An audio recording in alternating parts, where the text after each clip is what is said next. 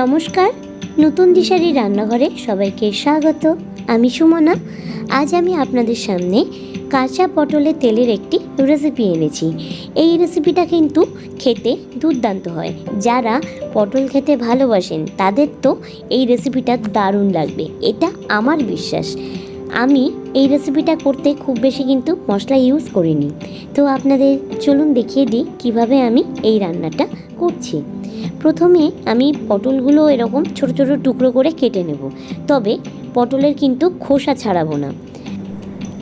আমি এখানে 6 থেকে 7টা একদম কচি পটল নিয়েছি।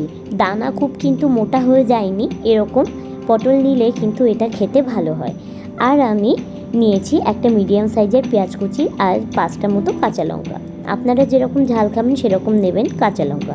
আর আমি নিয়েছি 1 চামচ জিরে, 1 চামচ পোস্ত, 1 চামচ সর্ষে, আর এখানে আমি নিয়েছি কালো জিরে ফোড়নের জন্য, আর অল্প পরিমাণে নিয়েছি হলুদ, আর নেব স্বাদ অনুযায়ী চিনি, আর পরিমাণ মতো নিতে হবে লবণ, আর কালারের জন্য নিতে হবে কাশ্মীরি লঙ্কা গুঁড়ো।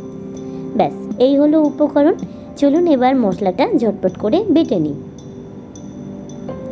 আমি সাদা জিরে, পোস্ত আর সরিষা একসাথে কিন্তু বেটে নেব।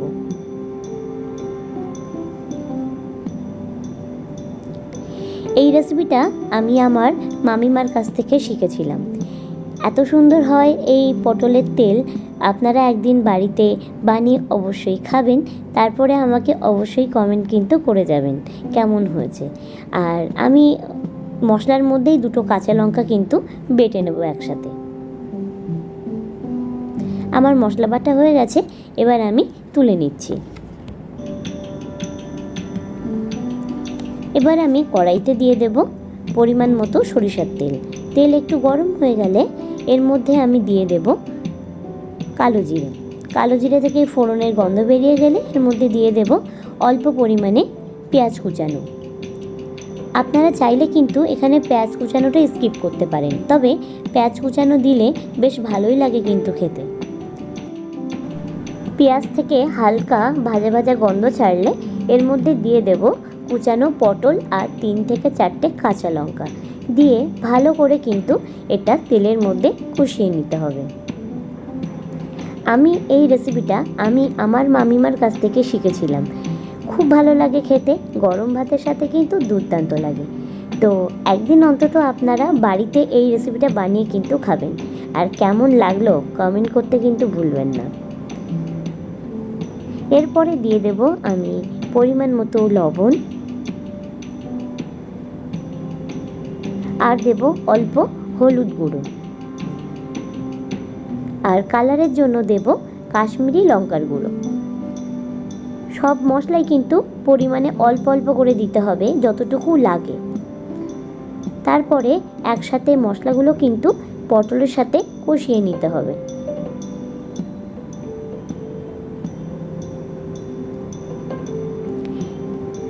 তারপরে আমি এর মধ্যে দিয়ে দেব বেটে রাখা মশলা। অল্প দিয়ে দেব জল, দিয়ে ভালো করে কিন্তু পটলের মধ্যে এই মশলাটা মিশিয়ে নিতে হবে।